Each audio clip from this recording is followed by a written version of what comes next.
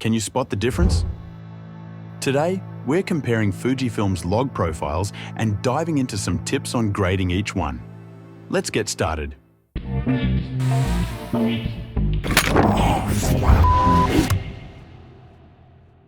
So, a log, or logarithmic profile, is essentially a gamma curve that provides a wide dynamic and tonal range, giving you maximum flexibility when grading your footage in post-production.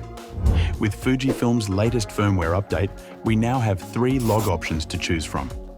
The first is the original Fuji F-Log, introduced back in 2017, alongside the X-T2 camera. In 2023, Fujifilm rolled out F-Log 2, offering an improved dynamic range, boosting it from 12 stops to 14 stops. This upgrade means F-Log 2 samples at 14-bit instead of 12-bit, providing more color data for finer gradations and smoother transitions during color grading. However, to make this work, Fuji raised the base ISO from 640 to 1250.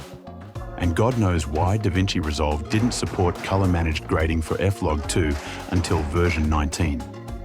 Now, just as we finally have proper support for F-Log 2, Fujifilm has already introduced F-Log 2C.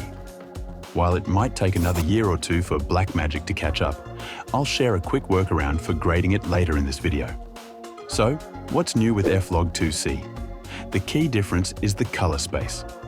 F-Log 2C introduces a new color space called F-Gamut-C, which is significantly wider than Rec 2020. This should lead to cleaner outputs during color grading and make it easier to manipulate colors without clipping or losing detail in extreme colors.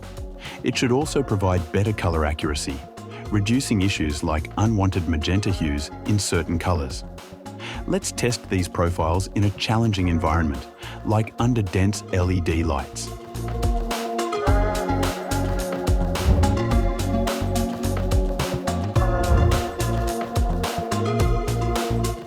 As we can clearly see, the newest F-Log 2C handles saturated colors significantly better compared to F-Log or F-Log 2. Just take a look at the reds. They're much deeper and cleaner. The colors overall feel far more accurate and closer to how they appear in the real world, just as I see them with my own eyes. Now, let's take a look at another example.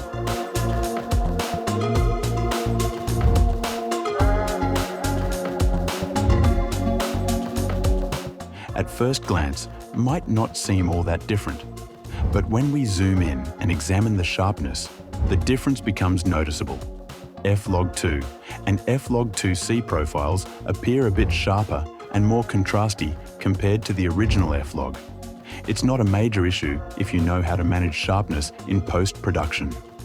Alright, let's dive into grading. First, let's take a look how I normally convert F-Log or F-Log 2 to a proper Rec 709 image. I typically work in a much larger color space called DaVinci Wide Gamut. And here's how I set it up on the color tab in the settings page.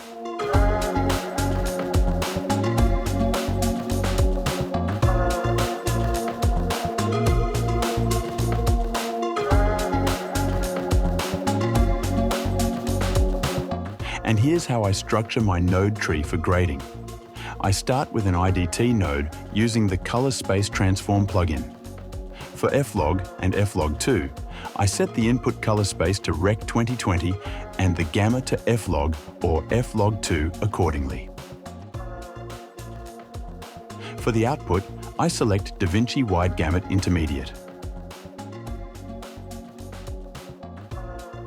Next, I use 2 rows of nodes connected with a parallel mixer, upper one for primaries and lower one for secondaries.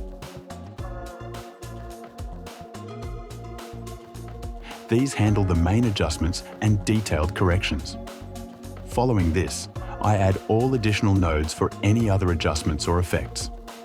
Finally, my last node is the ODT node, which transforms my working space into the proper viewing Rec 709 color space.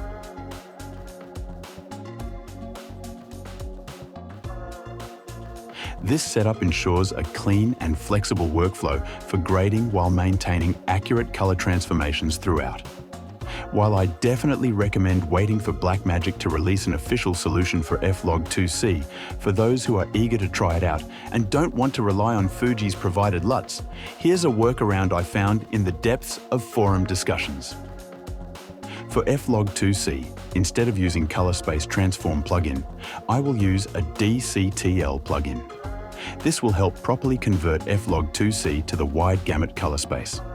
I'll include this DCTL file in the video description so you can download it. Quick disclaimer, I didn't create this DCTL myself, and unfortunately, I've lost track of where I originally downloaded it. If anyone knows the creator, please let me know in the comments, and I'll make sure to give them proper credit in the description. If you found this helpful or simply enjoyed the video, take a moment to subscribe for more content like this. Thank you for watching, and I'll see you in the next one.